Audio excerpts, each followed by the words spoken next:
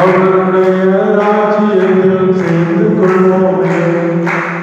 இன்னைக்கு இந்த உலகத்தில் இரண்டு காரியங்கள் நடந்து கொண்டிருக்கு. தேவன் தம்முடைய ராஜ்யத்துக்கென்று ஒரு கூட்ட மக்களை அழைத்திருக்கிறார்.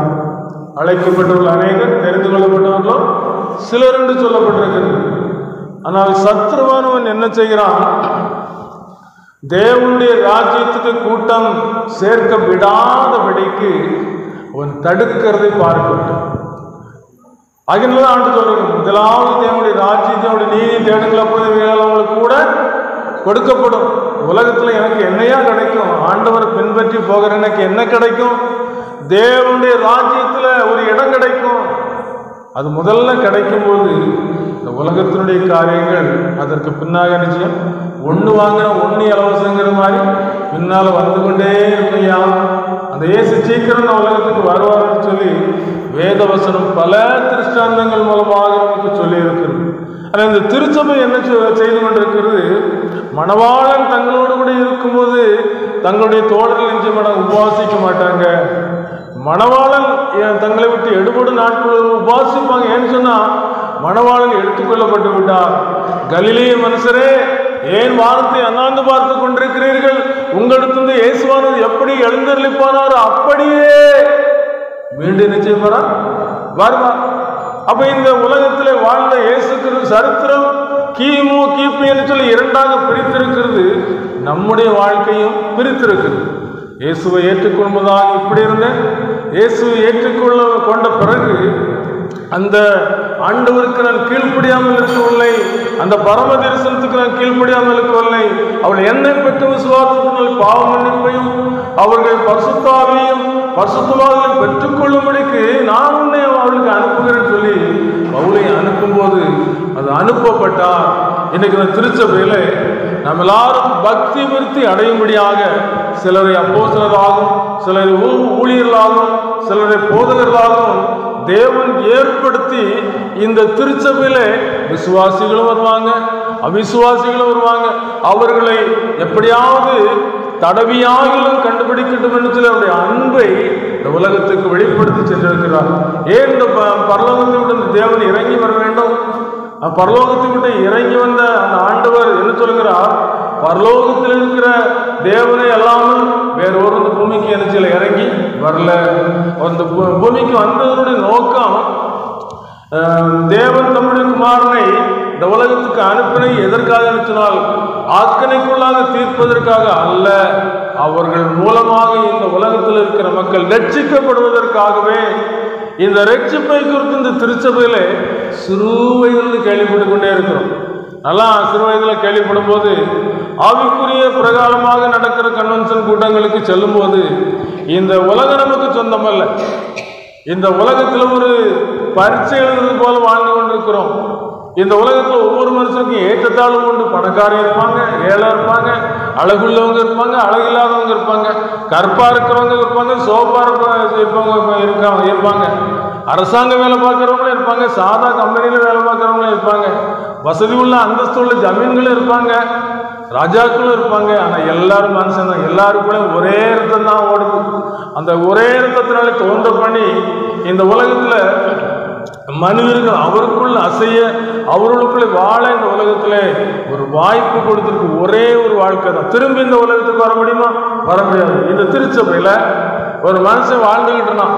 அப்படி வாழ்ந்துகிட்டு இருந்தவன் ஏதோ ஆலயத்துக்கு வருவான், நல்ல முன்னாள்னு எல்லா வேலையும் செய்வான்.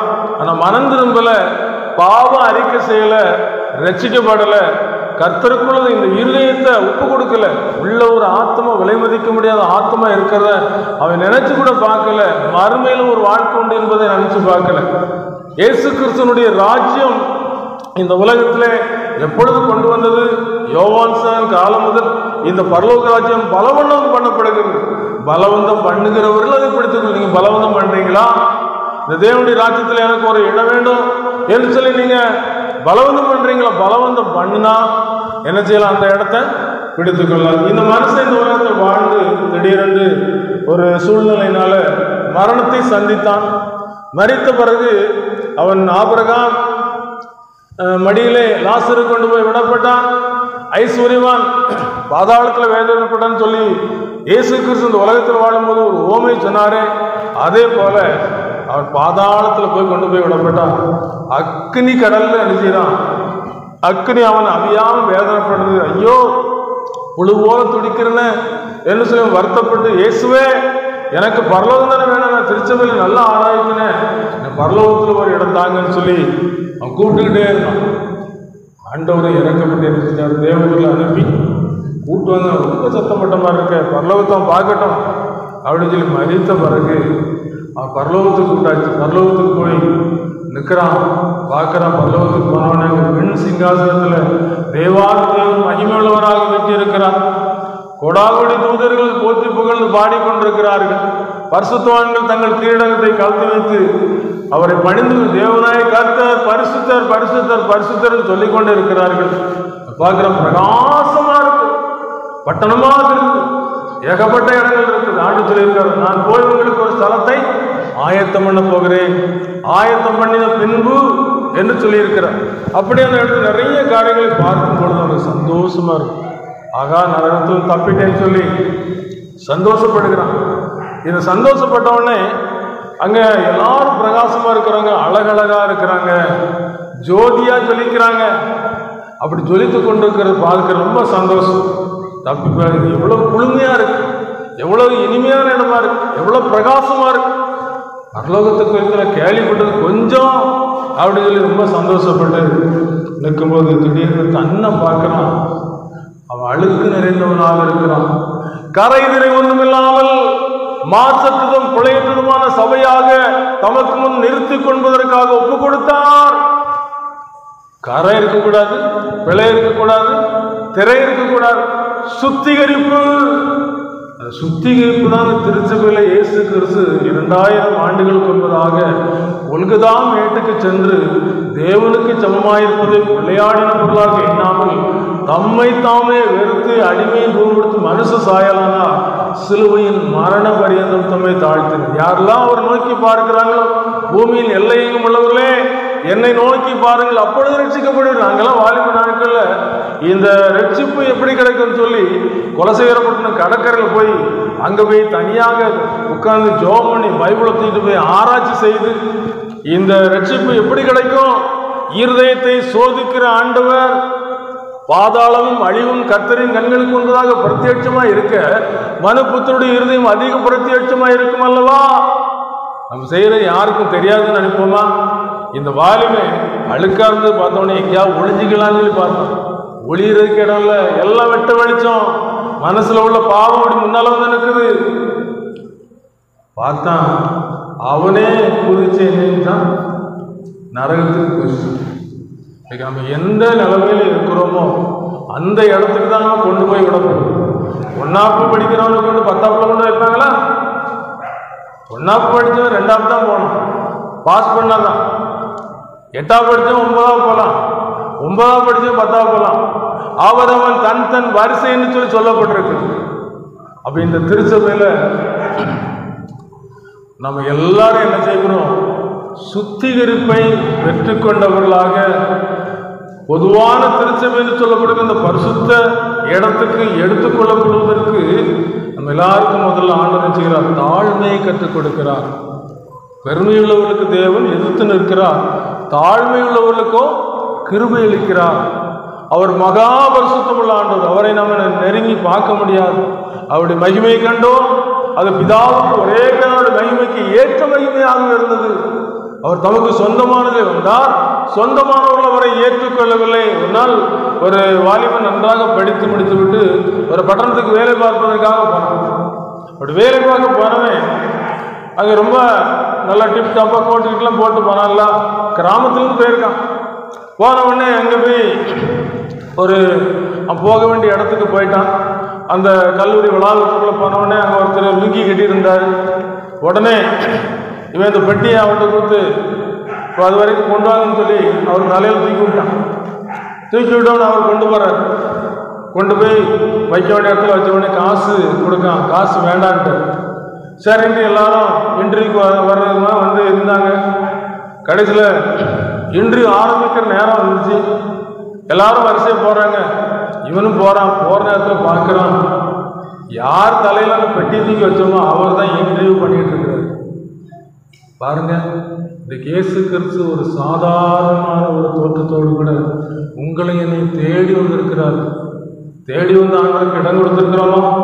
ஆண்டு சொல்கிற நரிகளுக்கு குழிகளும் ஆகாயத்து பறவைகளுக்கு கூடுகளும் உண்டு, மனுஷகுமாரனுக்கும் தலை சாய்க்க இடமில்லை. தலை சாய்க்க இடமில்லையம்மா. இதை இயேசு கிறிஸ்துக்கு இடம் கொடுத்திருக்கிறோமா? இடம் கொடுத்திருந்தோம்னா நம்ம ஒரு நாள் சிங்காசனத்துக்கு என்பதாக நிற்கும்போது தலை குனிய வேண்டியதில்லை. அவர் சிங்காசனத்தில் வீட்டிருக்கிற ஆண்டவராக இருக்கும்போது இரத்த சாட்சிகளாய் மரித்தவர் எல்லாரும் உயிரோடு எழும்புவாரே, பரிசுத்தவான்களும் இமைப்பொழுதினிலே மறுரூபம் அடைவார்களே.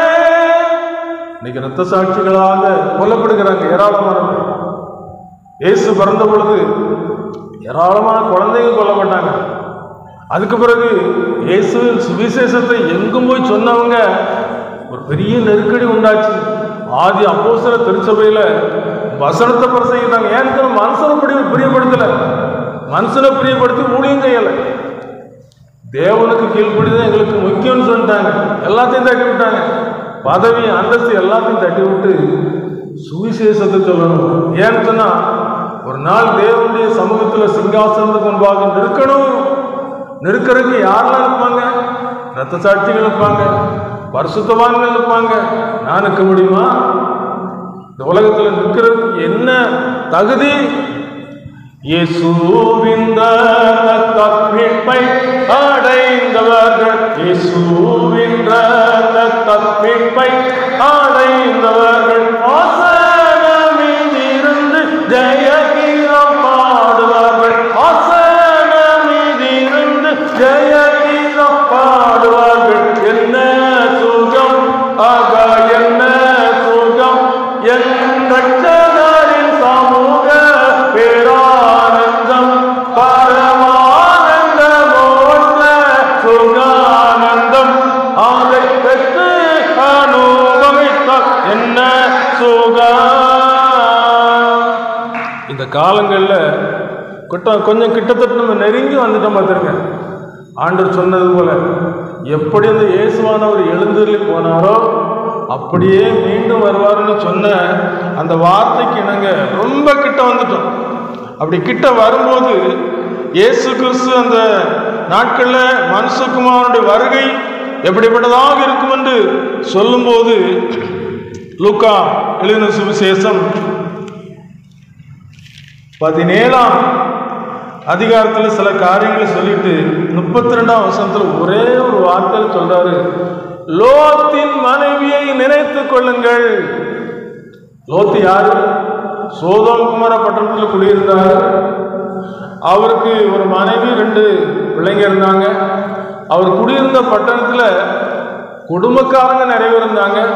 அவங்க செஞ்ச அக்கிரமம் வானத்துக்கு எட்டிட்டு ஆகினால பட்டணத்தை அழிப்பதற்கு தேவன் சித்தம் கொண்டபடினால ஆபிரகாமுக்கு முதலாவது சொல்றாங்க.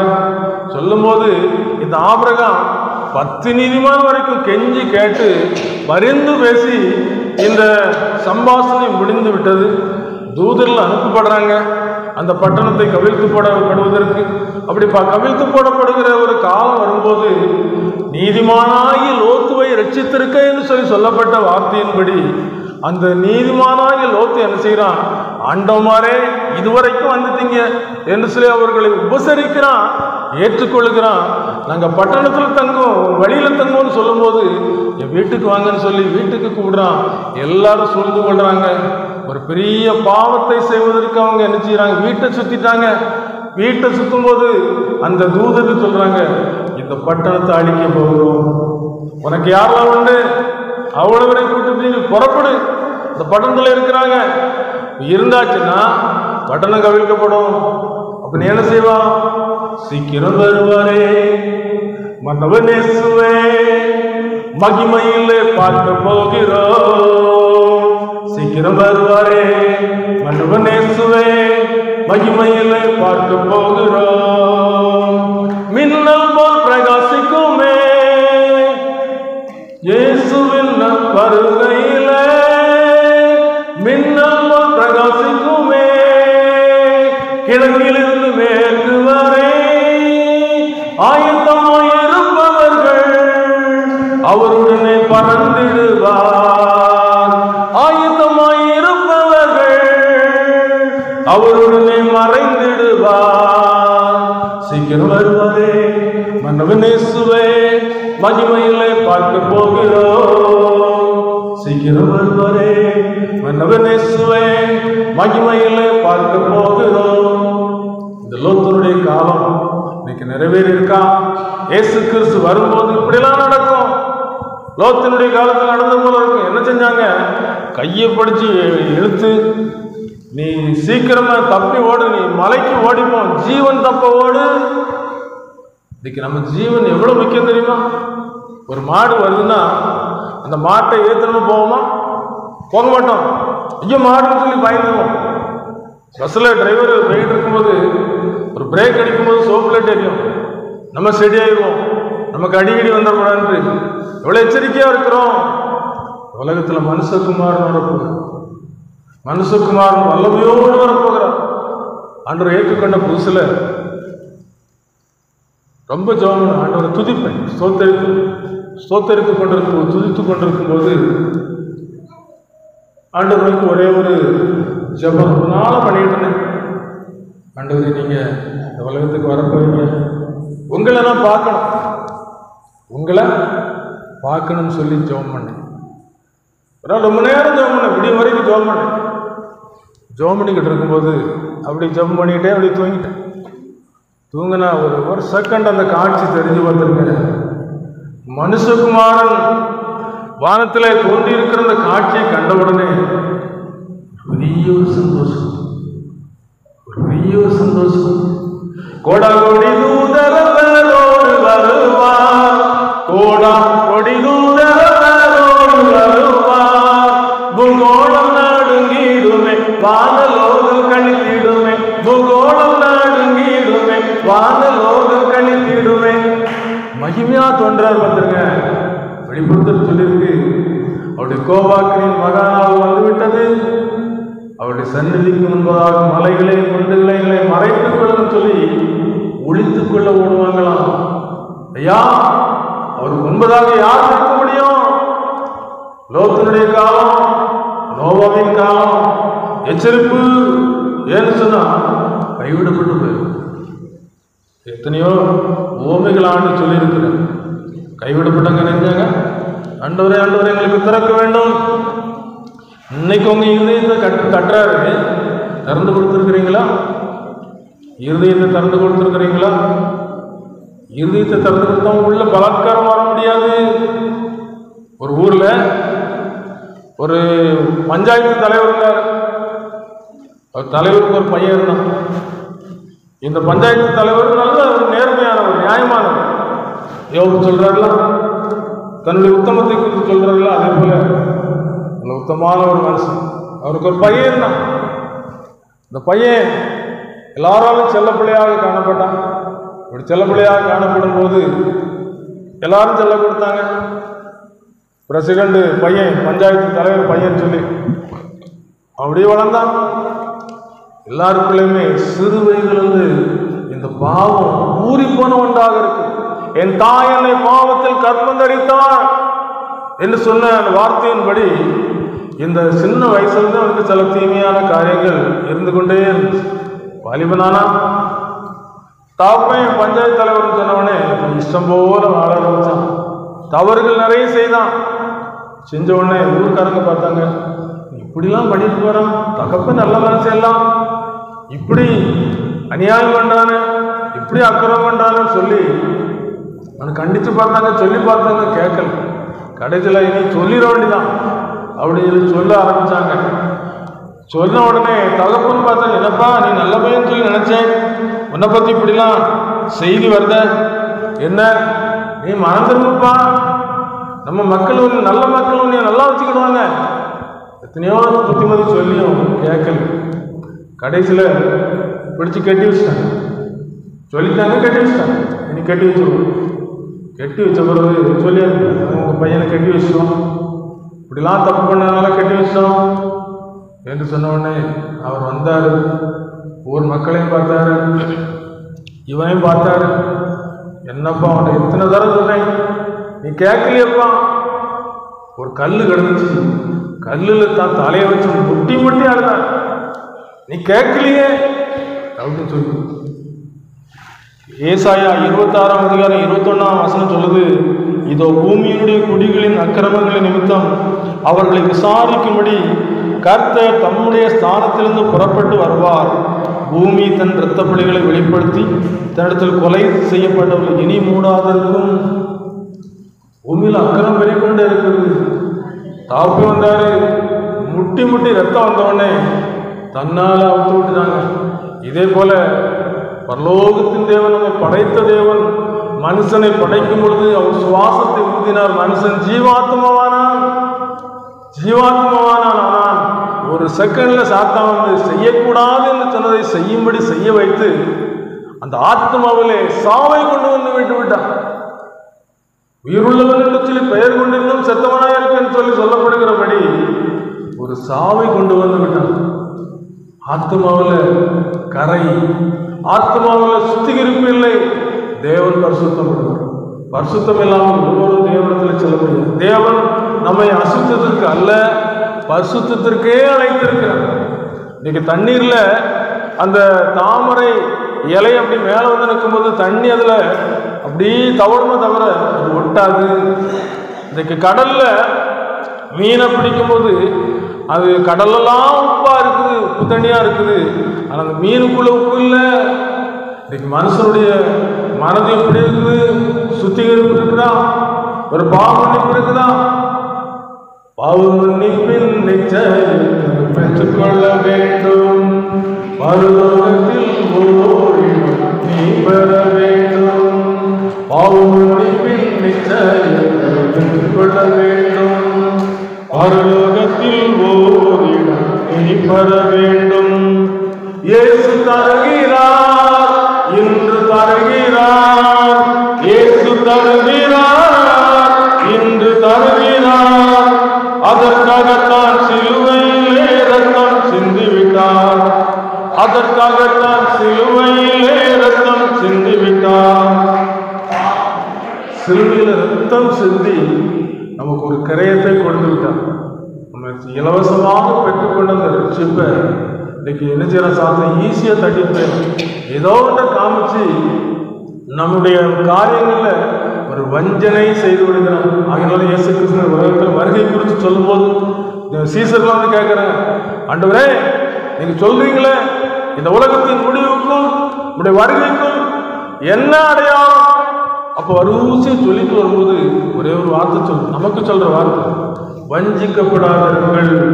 ஏன்னு சொன்னா ஏதேன் தோட்டத்தில் என்ன செய்தானோ அதைத்தான் செய்துட்டு இருக்கான். அவனுக்கு செய்யக்கூடிய ஒரு காரியம் வஞ்சிப்பது. மனுஷனை வஞ்சிக்கிறவன். இயேசு கிறிஸ்து வஞ்சிக்கிறது சொன்னாங்க. இயேசு கிறிஸ்து தாழ்மையாக வந்தார், நம்மை ரட்சிக்கிறவராக காணப்பட்டார். கடைசி வரைக்கும் ஒரு சொட்டு ரத்தம் சிந்தும் வரைக்கும் அவர் என்ன செய்யல, மயிர் கத்திரிக்கிறதுக்கு முன்பாக நிற்கிற ஆட்டை போல தம்முடைய வாயை திறவாது. ஏன்னு சொன்ன என்னுடைய பிள்ளைகள் காக்கப்பட வேண்டும், என் பிள்ளைகள் காக்கப்படும். இப்படி இந்த பாவமன்னிப்பு பெற்றுக்கொண்ட ஒரு மனுஷன் இங்கிலாந்து தேசத்துல ஒரு நாள் செய்த ஒரு காரியம், எல்லாருக்கும் இந்த பாவமன்னிப்புனா என்னன்னு தெரியணும், ரட்சிப்புனா என்னன்னு தெரியணும். இது எவ்வளவு விளையாடப்பட்டது, இவ்வளவு பெரிதான ரட்சிப்பு ஜனங்கள் இழந்து விடக்கூடாது. ஒரு கூட்ட மக்களுக்கு ரட்சிப்பு சொல்லணும், சுவிசேஷத்தை சொல்லணும்னு சொல்லி ஒரு திட்டம் போட்டான். ஒரு பெரிய பணக்காரன், அவன் நிறைய பேர் கடன் வாங்கியிருந்தாங்க. கடன் வாங்கி செலுத்த முடியாம இருந்தான். சொன்ன எத்தனாம் தேதி இந்த இடத்துல இருப்பேன், யாரெல்லாம் உங்க கடன் பத்திரத்தை கொண்டு வந்து என்கிட்ட கொடுக்குறீங்களோ உங்களுக்கு மன்னிப்பு, ஒரு விடுதலை என்று சொன்ன உடனே அத்தனாம் தேதி ஒரு பெரிய கூட்டம் கூடிட்டு, ஒரு பெரிய கூட்டம் கூடினவுடனே ஏகப்பட்ட பேர் தங்களுடைய கடன் பத்திரத்தை கொண்டு வந்திருந்தாங்க. கடன் பத்திரத்தை கொண்டு வந்து அங்கே முன்னால் வந்து நின்னாங்க. நின்று கடன் மன்னிக்கப்படும் சொல்லி நம்பிக்கையோடு கூட வந்திருந்தாங்க. பார்த்துருங்க, நம்பிக்கையோடு வந்திருக்கும்போது ஒருத்தரும் உள்ள போகலை. இன்னைக்கு நம்மலாம் ஆண்டவருக்குள்ள நல்ல செய்திகளை கேட்குறோம், ஆராதிக்கிறோம்.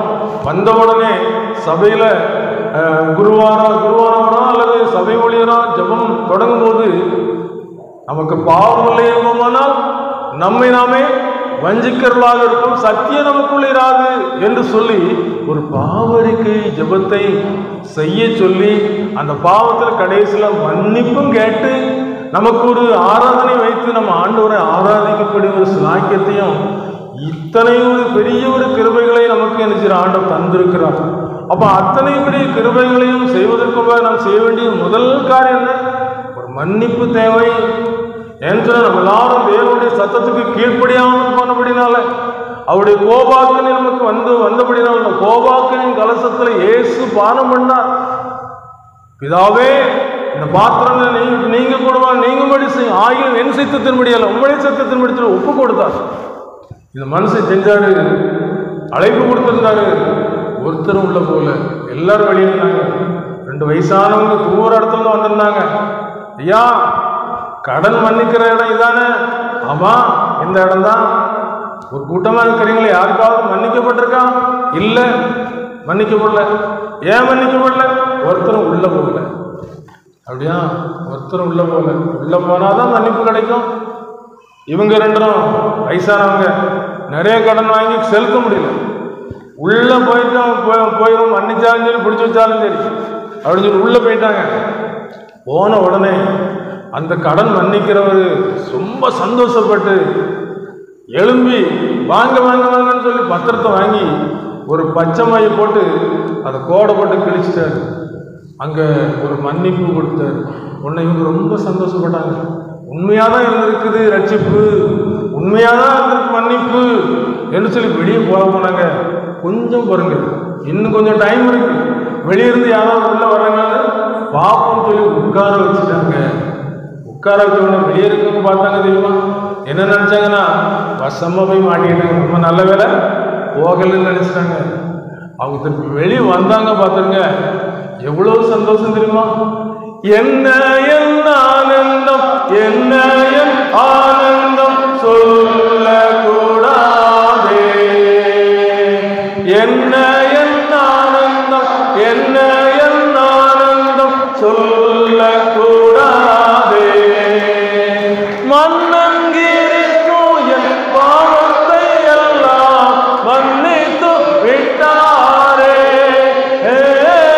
மன்னங்கிரிக்கும் என் பாவத்தை எல்லாம் மன்னித்து விட்டாரே. இந்த சந்தோஷத்தை பார்த்தோன்னே மற்றவங்களுக்கெல்லாம் எப்படி இருந்திருக்கும்? போயிருந்திருக்கலாமே, இந்த கூடத்துக்கு வந்தோமே, இருதயத்தை திறந்து கொடுத்துருக்கலாமே, இயேசு எனக்கு மரணத்தில் ஒரு ஜெயம் இருந்திருப்பாரே. யோசித்து பார்ப்போமா? உலகத்தில் இயேசு கிறிஸ்து செய்த காரியம் ஒன்று, நம்ம பாவத்தை சுமந்தார், பாவத்தினால் வரக்கூடிய மரணத்தை ருசி பார்த்து மரணத்திலே ஒரு உயிர்த்தெழுதலை தந்திருக்கிறார். இதெல்லாம் யாருக்கு கிடைக்கும் என்று சொல்லி சிந்தித்து பார்க்கும் பொழுது இந்த விதமான மன்னிப்பை பெற்றுக்கொண்டவர்களுக்கு கிடைக்கும். கொலோசையர் 2ஆம் அதிகாரம் 14-15 சொல்லப்பட்டிருக்கிறது.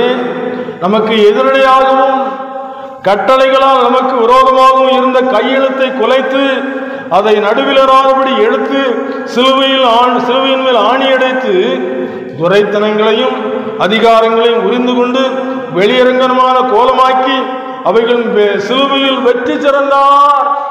வெற்றி பெற்று விட்டார். இந்த வெற்றியை தருவதற்கு தான் இயேசு இந்த உலகத்தில் வந்தார். தோற்று போன மனுக்குலத்துக்கு வெற்றி, ஒரு வாழ்வு, ஒரு நித்திய ஜீவன், நித்திய ஜீவனை தருவதற்காக, பரலோக வாழ்வை தருவதற்காக இந்த நித்திய ஜீவனை பெற்றுக்கொண்டவர்கள் மரணம் வந்தாலும் சரி, இயேசு வந்தாலும் சரி ஆயத்தம். மணவாட்டி இந்த திருச்சபையில உருவாக்கப்படும் போது மணவாளன் என்ன நினைக்கும்? ஊருக்கு வெளியே மணவாளன் வந்திருக்கும் போது முதல்ல வானவடி சத்தம் கேட்கும். வானவடி சத்தம் கேட்டவுடனே மணவீட்டார் என்ன செஞ்சிருவாங்க? ஆயத்தமாயிரும், சுதாரிச்சிருவாங்க. மணமகன் வந்தாச்சு, ஆயத்தமாயிரும், எல்லாம் எடுத்து வைங்கன்னு சொல்லி ஆயத்தம். மணவாட்டியாகிய திருச்சபை எடுத்துக்கொள்ளப்படும் போது யாரெல்லாம் கைவிடப்படுறாங்களோ அவங்களுடைய நிலைமை என்ன தெரியுமா? அந்தி கிறிஸ்துனுடைய கையில ஒப்பு கொடுக்கப்படுவோம். அப்படி அந்தி கிறிஸ்து கையில ஒப்பு கொடுக்கப்படும் போது அந்தி கிறிஸ்து எப்படி அன்பாக நடத்துவான்? அன்பா நடத்துவான்னு போட்டிருக்கா நம்ம வேதத்துல. மிக மிக கொடுமையான ஒரு காலத்துக்குள்ள என்ன செஞ்சுருவாங்க கடந்து. இன்றைக்கு நமக்கு கழுத்தளவு தண்ணிக்குள்ள இருந்து தாகம் தாகம்னு சாகிறத விட பிழைத்துக் கொள்றதுக்கு கொஞ்சம் தான். மனம் திரும்புங்கள் கொஞ்சம் தான். பரலோக ராஜ்யம் சமீபம் சொல்லி கொஞ்சம் தான். எவ்வளவு தூரம் மனம் திரும்பினா பரலோக ராஜ்யம் தேவனுடைய இரக்கத்துக்குள்ள போயிடலாம். இயேசு கிறிஸ்து இந்த உலகத்தில் வாழ்ந்த காலத்துல ஒரு மனுஷன் வர்றான். அந்த நித்திய ஜீவனை சுதந்திரத்துக்குள்ள என்ன செய்யணும்? சிறு வயசுல இருந்து கற்பனை கை கொண்டிருக்கன்னு சொல்லி அவன் பதில் சொல்றான். கற்பனை கை கொண்டு சொல்லும் போது அப்படி பதில் சொல்றான். இன்னும் அவங்கிட்ட ஒரு குறை உண்டு, உனக்கு உண்டானவர்கள் விட்டு தரித்திர கொடு, அப்பொழுது உனக்கு பரலோகத்தில் பிரவேசிக்கிறது தடை இருக்காது, போயிடலாம் அப்படின்னு சொல்லும்போது இவன் என்னதான் மிகுந்த ஐஸ்வர்யம் உள்ளவனாய் இருந்தபடியினால் ஐஸ்வர்யத்தின் மேல் நம்பிக்கை வைத்து பின்வாங்கி போய்விட்டான். பின்வாங்கி போகும்போது அந்த உலகத்தினுடைய நம்பிக்கையில் போயிட்டான். கடைசியில் ஆவிக்குரிய உலகத்துல ஐயோ கேட்டேன் இல்லையே, பரலோகத்துக்கு வெளியே நின்று கையை பனைஞ்சுக்கிட்டு இருக்கிறான்.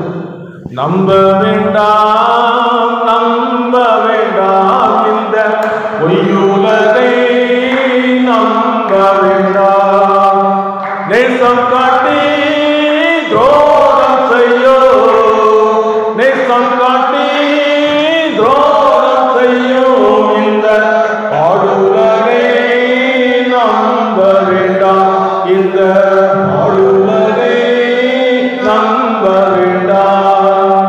திருடனை போல் சாவு வரும், திடுக்கிடுவாய் நீயும் அப்போ, பாம்பின் வாயில் கமலை போல, பாம்பின் வாயில் கமலை போல பரிதபிப்பாய் பரிதபிப்பாய். ஆனா ஆண்டவரை ஏற்றுக்கொண்டவங்க எப்படி இருப்பாங்க தெரியுமா? மரணத்துக்கு ஆயத்தம், ஆண்டவருடைய ராஜ்யத்துக்குள்ள பிரவேசிப்பதற்கு ஆயத்தம். இந்த சத்தியநகரம் சுய ஜெபக்குழுல கடந்து சென்ற பரிசுத்தவான்கள் ஏராளமானவர் ஆயத்தமாக இருந்தாங்க. சத்தியநகரத்தினுடைய முக்கியத்துவத்தின் காரியம் என்னன்னு சொன்னா, இந்த குழுவை தோற்றுவித்த யோசேப்பு பிரசங்கியா, அவருடைய சரீரம் 3 நாள் அவங்க வீட்டில் இருக்கும், எந்த அசைவும் இருக்காது, பரலோகத்துக்கு எடுத்துக்கொள்ளப்படுவாங்க. எடுத்துக்கொள்ளப்பட்டு 3ஆவது நாள் அவங்க சரீரத்துக்குள்ள வருவாங்க. அவங்க தான் இந்த விதமாக ஒவ்வொரு மனிதனும் தேவனுடைய ராஜ்யத்தின் பிரஜைகளாக மாற வேண்டும் என்பதற்கான இந்த சுவிசேஷத்தை திருச்சபைக்கு போய் சொல்லுங்க. ஒரு ஆத்மா கெட்டு போது எனக்கு சித்தம் சொல்லி இயேசு சொல்லி இருக்கிறாங்க. ஏன்னா ஒரு ஆத்மா பாதாளத்துக்கு போகும்போது மிகவும் பரிதபிக்கப்பட்ட ஒரு நிலைமை.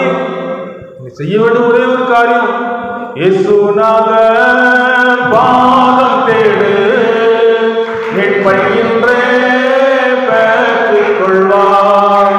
பாம்பின் வாயில் தவளை போல, பாம்பின் வாயில் தவளை போல பரிதபிப்பாய் பரிதபிப்பாய் பரிதபிப்பாய் பரிதபிப்பாய்.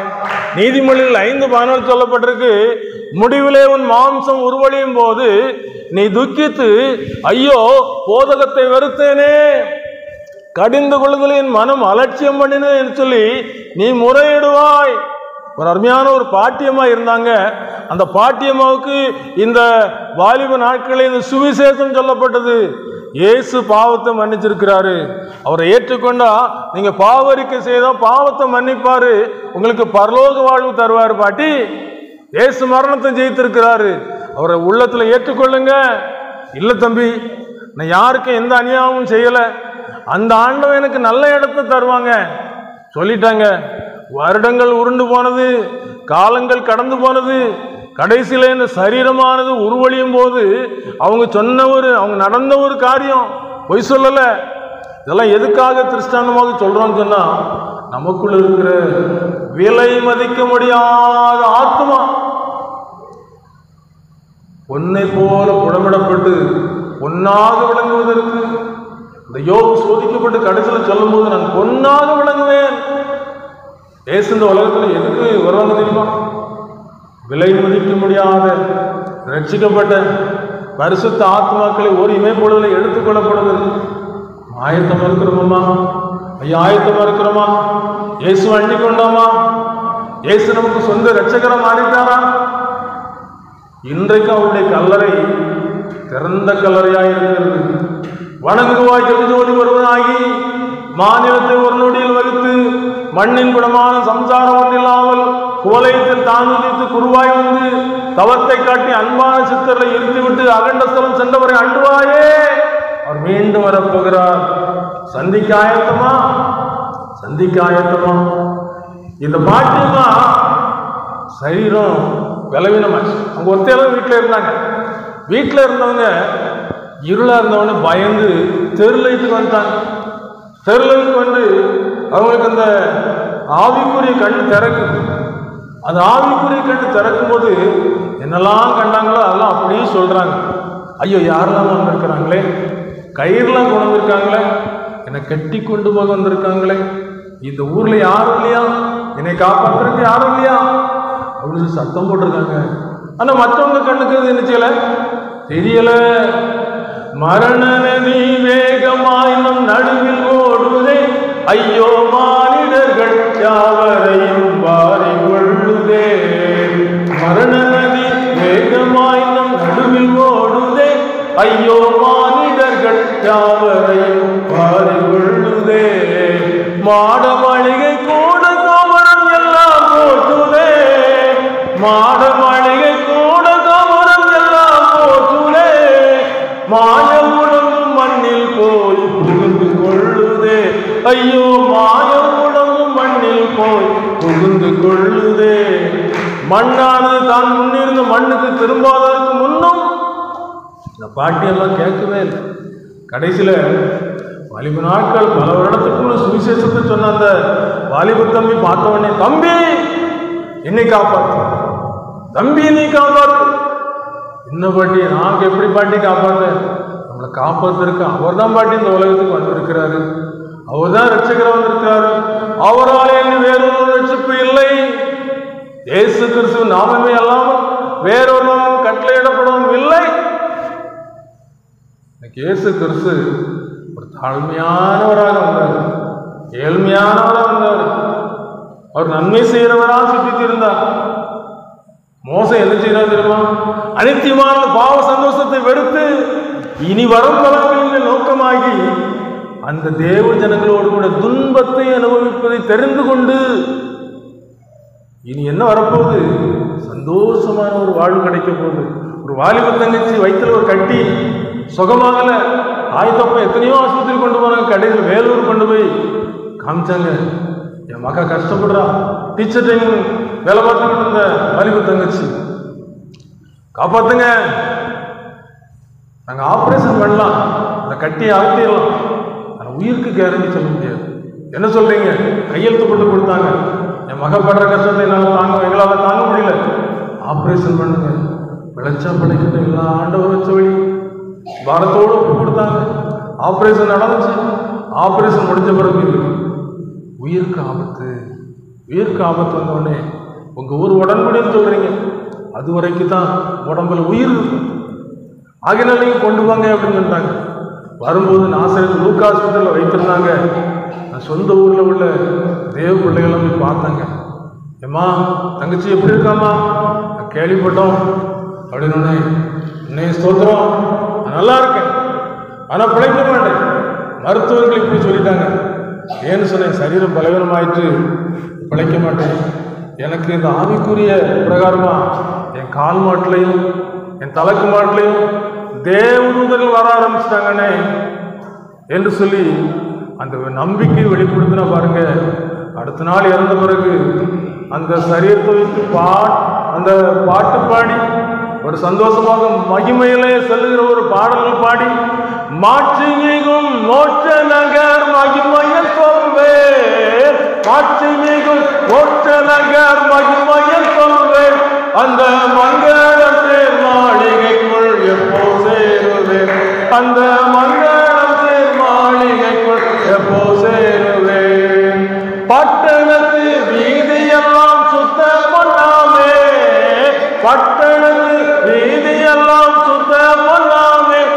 அங்கு பாடுவோரும் ஆடுவோரும் கூடா கோடியை, அங்கே பாடுவோரும் ஆடுவோரும் கூடா கோடியை. இதுக்குதான் இருதயத்தை இயேசு கையில கொடுத்திருக்கிற. இயேசு கையில கொடுத்தாச்சுன்னா என்ன நடக்கும் தெரியுமா? அக்கறையில கொண்டு சேர்க்கும் வரைக்கும் அவர் நினைச்சுவாரு.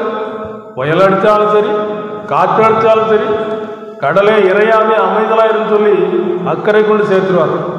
இங்கிலாந்து தேசத்துல ஒரு கப்பலுக்கு எல்லா மக்கள் பயணம் செய்து கொண்டிருந்தாங்க. அந்த கப்பலை ஒரே ஒரு மாலுமி தான் ஓட்டிட்டு இருந்தாரு. திடீர்னு மாலுமி இருந்த அறைக்குள்ள தீ பிடிச்சிச்சு.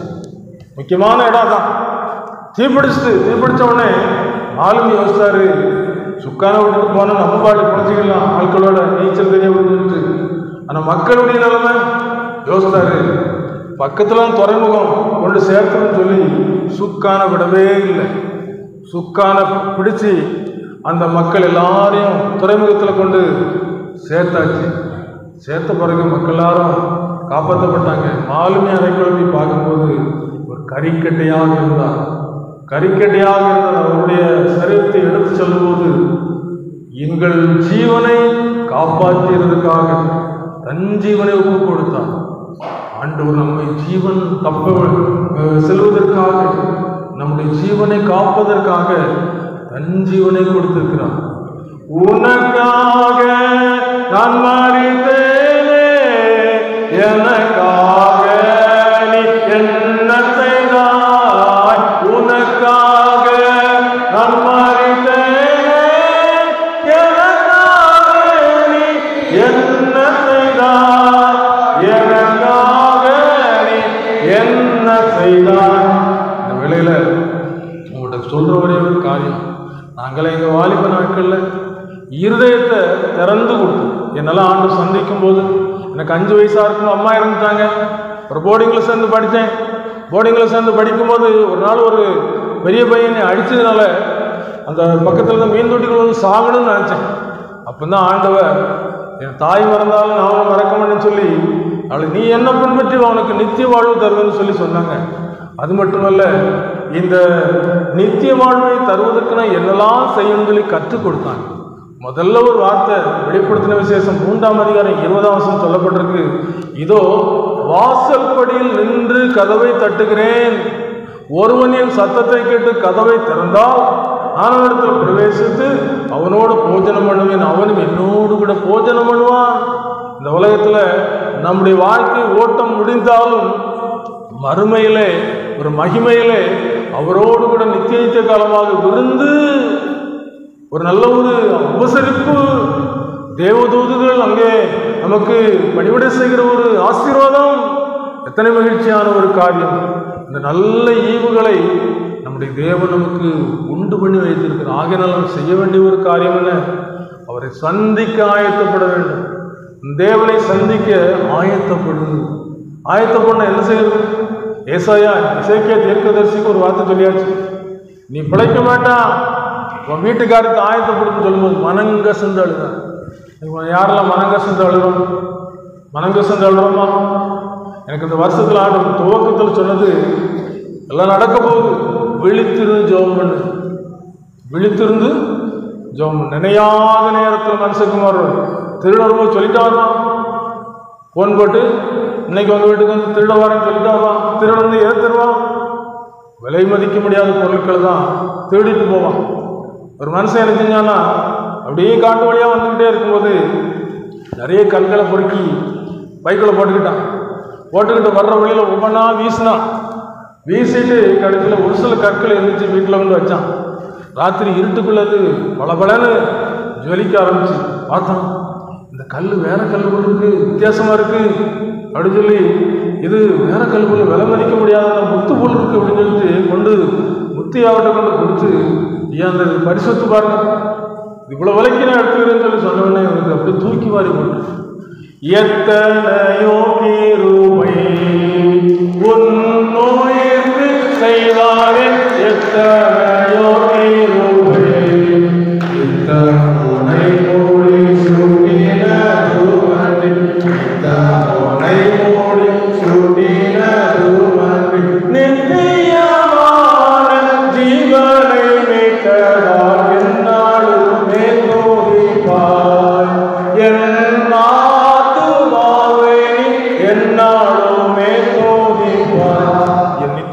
நித்திய காலமாய் வாழ்வதற்கு அந்த ஜீவனை மீட்டிருக்கிறார்.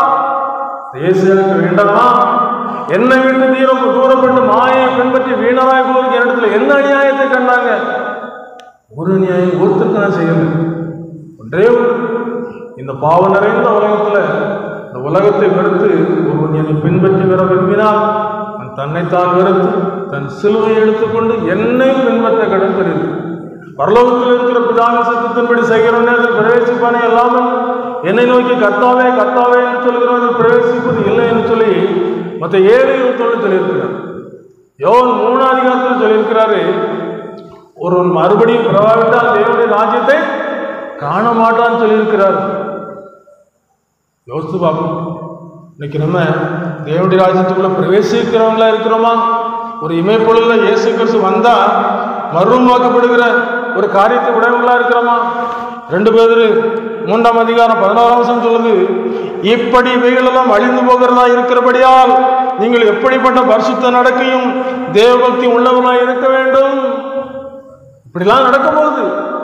வேதவசனம் தெளிவா சொல்லியிருக்கு, வானமும் பூமியும் ஒளிந்து போனாலும் என் வார்த்தைகள் ஒரு காலம் ஒளிந்து போய். யுத்தங்களின் செய்திகளையும் கேள்விப்படுவீர்கள். எருசலேம் சேனைகளால் சூழப்படுவதில் அழிவு சமயத்தை அறியுங்கள். அத்தி மரத்தையும் பாருங்க, மற்றெல்லா மரத்தையும் பாருங்க. ஒருவன் வயலில் இருப்பான், ஒருவன் ஏற்றுக்கொள்ள ஒருவன் கைவிடப்படுவான். இயந்திரம் அடைங்கிற ஸ்திரீல ஒருத்தி ஏற்றுக்கொள்ள ஒருத்தி கைவிடப்படுவான். கைவிடப்பட்டாங்க என்ன செய்றாங்க? ஆயத்தம் இல்லாமல் இருந்தாங்க. எண்ணெயில் தீவட்டியில் எண்ணெய் இல்லை, ஜபம் இல்லை, பைபிள் வாசிப்பு இல்லை, ஆலயத்துக்கு வர்றதுக்கு மனசு இல்லை, தேவனை தேடுறதுக்கு மனசு இல்லை, நேரம் இல்லை. கடைசியில் மணவாளன் வந்துட்டு போயிட்டாரு. ஒரு இமைப்பொழுதுல வந்துட்டு போயிட்டாரு. ஒரு இமைப்பொழுது மர்மமாயாச்சு. உலகத்துக்கு ஆயத்தப்பட்டுக்கிட்டு இருக்கு. மனுஷகுமாரன் வரும் காலத்திலே பூமியில விசுவாசத்தை காண்பாரோ? உணர்வு இல்லை, பாவத்தை குறித்து உணர்வு இல்லை. மேலும் கடைசி நாட்கள் கொடிய காலம் வரும் என்று அறிவாயாக மனுஷர்கள் தற்பிரியராயும் பணப்பிரியர் வீம்புக்காரன் அகநிவான் துராகிரவர்களாக இருப்பார்கள். தேவத்தின் வேஷத்தை தரித்துக் கொண்டு அதன் பலனை மறுதளிக்கிறவர்களாயும் இருப்பாங்க. பக்தி இருக்கிற போல இருப்பாங்க. உண்மையான தங்கத்துக்கும் டூப்ளிகேட்டுக்கும் வித்தியாசம் தெரியும்ல, உரசி பார்த்தா தெரியும். கற்பாறையில் கட்டப்பட்ட வீடு அசைக்க முடியாது. கண்மலையாகிய கிறிஸ்து மண்ணில் கட்டப்பட்ட வீடு, பூமிக்குரிய இந்த கூடாரத்தில் கட்டப்பட்ட வீடு. சோக்கு நட சொகுசு நட எல்லாம் போற்றுதே, சோக்கு நட சொகுசு நட எல்லாம் போற்றுதே, ஐயோ சொகுசுள்ளோரை சுடுகாடு கொண்டு போகுதே, ஐயோ சொகுசுள்ளோரை சுடுகாடு கொண்டு போகுதே, மரண நதி வேகமாய் நம் நடுவில் ஓடுதே, ஐயோ மனிதர்கள் யாவரையும் வாரிக்கொள்ளுதே. இந்த மரணத்துக்கு யாருமே விதிவிலக்கல்ல. அது அரசனுக்கு உண்டு, ஆண்டிக்கு உண்டு. ஆனால் இடம் வித்தியாசம். ஐஸ்வர்யவான் சம்பரமாய் இந்த உலகத்தில் அனுபவிச்சான். கடைசியில அவன் பெற்றுக்கொண்ட நன்மை என்ன? நித்தியத்தை இழந்துவானான். இந்த லாசரு ஏழையாக இருந்தான். ஒரு பருக்க கிடைச்சா போதும், என் வயிறு பசி தீந்துடும். இந்த சிறியில் ஒருவருக்கு எதை செய்துள்ள அது எனக்கே. யாருக்காவது நன்மை செய்திருந்தா கணக்கில் எழுதப்படும், புஸ்தகத்தில் எழுதப்படும். புஸ்தகங்கள்லாம் திறக்குமா? ஜீவ புஸ்தகம் சொல்லி ஒரு புஸ்தகம் திறக்குமா? ஜீவ புஸ்தகத்தில் பேர் எழுதப்பட்டவர்கள் மாத்திரம் உள்ள பிரவேசிப்பாங்க. உங்க பேர் ஜீவ புஸ்தகம் எழுதப்பட்டிருக்குதா? என்னைக்கு மனம் திரும்பிங்க உங்களுக்கு தெரியுமா? என்னைக்கு பாவத்தை அறிக்கை செய்தீங்க? என்னைக்கு உங்க உள்ளத்துக்குள்ள இயேசு வந்தாருன்னு தெரியுமா? மேகங்கள் நடுவே வழி பிறக்கும், பூதங்கள் கடந்து வரும், தூதர்கள் கூட்டங்கள் சூழ்ந்து நிற்கும். பறந்திடுவேன் நான், பறந்திடுவேன், பறந்திடுவேன் நான், பறந்திடுவேன். வானத்தில் நடுவானத்தில் இயேசுவின் கைகளில் நான் இருப்பேன். இயேசுவின் புன்னகை முகம் என் கண்களில் உள்ளத்தில் நிறைந்து நிற்கும், என் கண்களில் உள்ளத்தில் நிறைந்து நிற்கும். முடிக்க விரும்புகிறேன். ஒரே ஒரு காரியத்தை மாத்திரம் சொல்லி முடிக்க விரும்புகிறேன். இந்த விதமான ஊழியத்திலே கடந்து போய் கொடுத்த ஒரு தேவ மனிதர் சரீரத்தில் பலவீனப்பட்டாரு. வீட்டில் இருந்தார். மரணம் வர்றது போல இருந்துச்சு. ஒரு சக ஊழியர் போய், சகோதரனே கேள்விப்பட்டப்பா, எப்படி இருக்கா? சுகவீனமா இருக்குன்னு சொல்லி கேள்விப்பட்டப்பா. எனக்கு மரணம்னா பயமா இருக்குப்பா, மரணம்னு பயமா இருக்கு. ஏன்ப்பா அப்படி சொல்றான்? எல்லாரும் மரணத்தை சந்திச்சு தானப்பா ஆகும். இயேசு நமக்காக ஜீவனை கொடுத்திருக்கிறார்களா, ஏன் பயமா இருக்குன்னு சொல்றாங்க? ஏதாவது பாவம் செஞ்சிருக்கோ, ஆண்டுக்கு இதயத்தை கொடுக்காம ஏதாவது செஞ்சிட்டியோ, ஆண்டுடைய கோபத்துக்கு ஏதாவது செஞ்சிட்டியோ, யோசித்து பாரு. எந்த பாவையும் புறமே தள்ளதான். வா ஜோமனும், முழங்கால் போட்டு ஜோமனும். ஜோமன ஆண்டவரே மரண பயம் சொல்லி சொல்றான். என்ன பாவம் இருந்தாலும் வெளிப்படுத்துங்கப்பா, ஆத்மா நரகத்துக்கு பேரக்கூடாதுன்னு சொல்லி 2 பேரும் கண்ணீரோடு ஜோம் பண்ணிட்டு இந்த ஊழியக்கார் போயிட்டார். திருப்பி 2 நாள் கழிச்சு வாரப்பா, எனக்கு ஆண்டு ஏதாவது வெளிப்படுத்தினா சொல்லு. 2 நாள் கழிச்சு வராரு. வந்த பிறகு கேட்கிறாரு, என்னப்பா தெரியுது, ஏதாவது தெரிஞ்சுதான் ஆண்டு வளர்த்துறாரா? ஏன்னு சொன்னா, மோசையோடு முகமுகமாய் பேசின ஆண்டவர் தேவபக்தி உள்ளவர்களோடு சொப்பனத்தின் மூலமாக பேசுவார். ஆகினால்தான் யோசேப்பு சொப்பனத்துக்கு விளக்கம் சொன்னார், தானியேல் சொப்பனத்துக்கு விளக்கம் சொன்னார். இந்த சொப்பனத்தின் மூலமாக சில காரியங்கள் வெளிப்படும். இவர் கண்டிருக்காரு, ஒரு கோழி முட்டை சுற்றி சுற்றி வந்திருக்கான். ஒரு கோழி முட்டை சுற்றி சுற்றி வந்திருக்கு. என்னப்பா சொல்றான்? ஏதாவது தப்பு பண்ணியா? பக்கத்து தோட்டத்தில் ஒருத்தன் இருந்தான், சரியா விளைச்சல் வரணும்னு நீ இதை கொடு, காசு கொடுத்தா போதும், நான் செஞ்சுட்டேன். இப்போ அது சுற்றுது. வா முழங்கால் கூட ஜோம் பண்ணு. ஜோம் பண்ணாங்க. திருப்பி 2 நாள் கழிச்சு வரணும்னு அவர் போயிட்டார். திருப்பி எப்படி பாருங்க என்று சொல்லும்போது, தங்க தெருவா எங்கிட வீட்டில் மங்களம் பாடலாம், தங்க தெருவா எங்கிட வீட்டில் மங்களம் பாடலாம், சொந்தம் இயேசு ஆண்டவரை துதித்து பாடுவார் நாமும் பாடலாம், சொந்தம் இயேசு ஆண்டவரை துதித்து பாடுவார் நாமும் பாடலாம். பட்டணுங்க இருப்பா, நான் சந்தோஷமா இருக்கேன். இனி எனக்கு பயம் இல்லை. மரணத்தை ஜெயித்த இயேசு எனக்கு பாவத்தை மன்னிச்சாரு. இனி பட்டணத்துக்குள்ள பிரவேசிக்கிறேன்.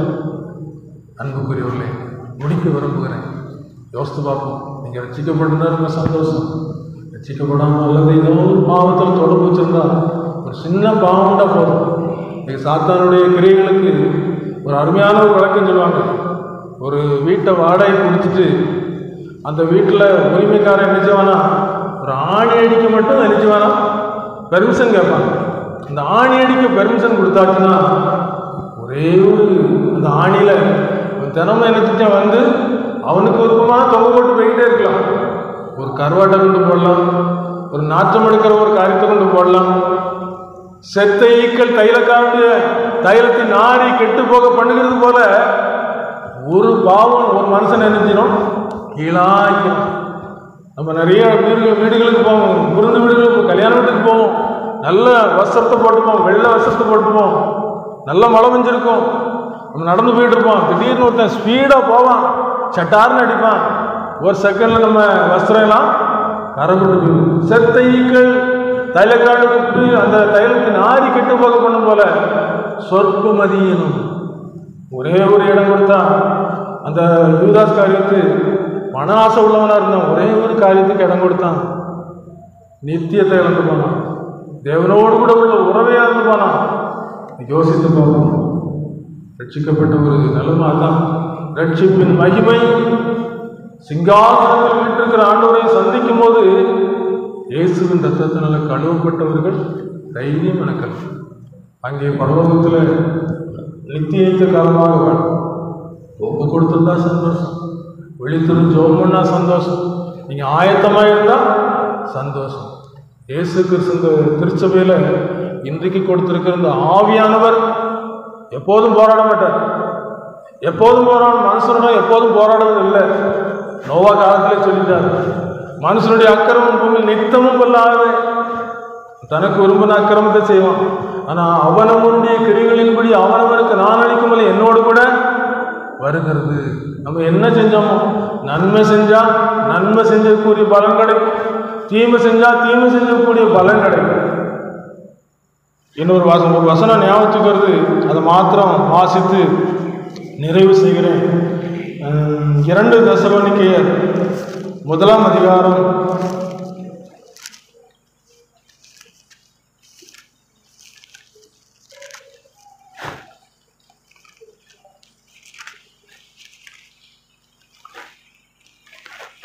7ஆம் 8ஆம் வசனத்திலேயே சொல்லப்பட்டிருக்கு, தேவனை அறியாதவர்களுக்கும் நம்முடைய கர்த்தராகிய இயேசு கிறிஸ்துவின் சுவிசேஷத்துக்கு கீழ்ப்படியாதவர்களுக்கும் நீதி உள்ள ஆக்கினை செலுத்தும்படிக்கு கர்த்தராகிய இயேசு தமது வல்லமையின் தூதரோடும் ஜுவாலித்து எரிகிற அக்னியோடும் வானத்திலிருந்து வெளிப்படும் போது அப்படியாகும். அடுத்த வசனம், அந்நாளிலே நம்முடைய பரிசுத்தவான்களில் மகிமைப்படுத்தப்பவராயும் நீங்கள் எங்களுடைய சாட்சியை விசுவாசித்தவுடைய உங்களிடத்திலும் விசுவாசிக்கிற எல்லாத்திலும் ஆச்சரியப்படுத்தக்கிற அவர் வரும்போது அவர்கள் கர்த்தருடைய சன்னிதானத்திலிருந்தும் அவருடைய வல்லமை பொருந்திய மகிமையிலிருந்தும் நீங்களாகி, வசனத்தை கொஞ்சம் வாசித்து பாருங்க, 2 நேரம் 3 நேரம் 4 நேரம் 10 நேரம் வாசித்து பாருங்க. நீங்களாகி, இங்க மனுஷனுக்கு ஒன்பதாக நம்ம நல்லவங்களை காமிச்சுட்டு போயிடலாம்.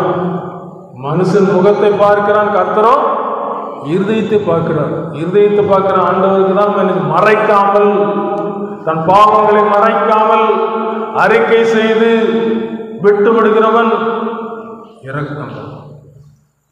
ஜெபிப்போமா? முழங்கால் படியிட முடிந்தவர்கள் முழங்கால் படியிட்டு நம்முடைய வாழ்க்கையில என்ன குறைகளை ஆண்டவர் உணர்த்தி இருக்கிறார்.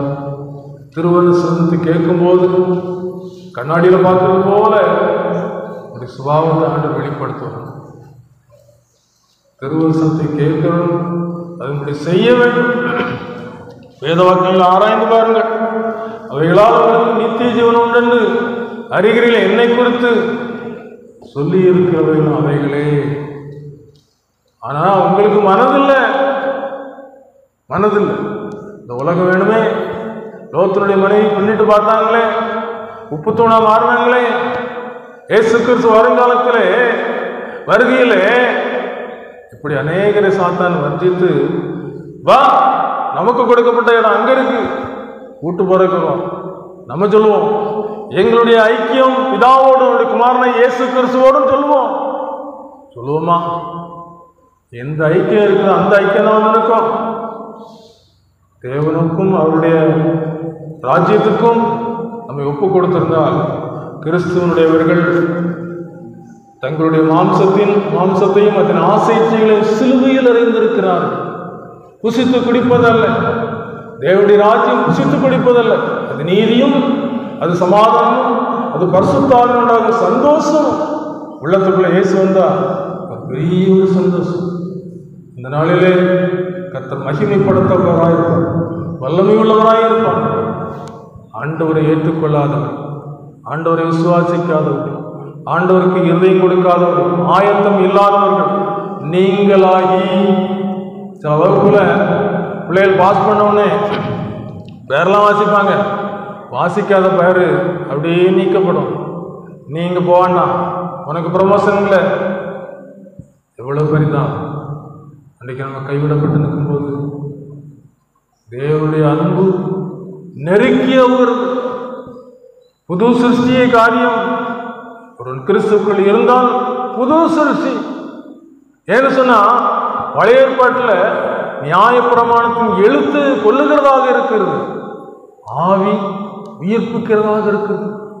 ஆனபடினால் ஆவியினாலே நடக்கிறவர்களுக்கு ஆக்கினை தீர்ப்பு இல்லை. அவருடைய ஆவியின் பிரமாணம் என்னை பாவம் மரணம் என்பதை விடுதலையாக்கிட்டே சொல்லலாம். காலமோ சொல்லுதே வாலிபம் மறையுதே எண்ணமெல்லாம் வீணாகும் கல்வியெல்லாம் மண்ணாகும்.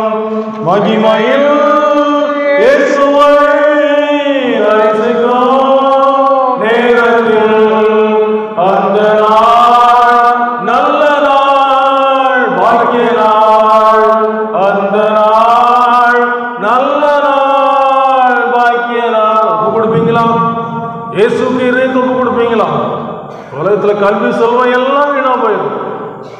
ஆனா இயேசுவின் பிள்ளைகள் துள்ளி சாடி பாடுவாங்க. இயேசுவின் சமூகத்தில் சந்தோஷமாக பாடுவாங்க. ஏன்னா கர்த்தரால் மீட்கப்பட்டவர்கள், ரட்சிக்கப்பட்டவர்கள் ஒரு துள்ளி சாடி பாடுவாங்க.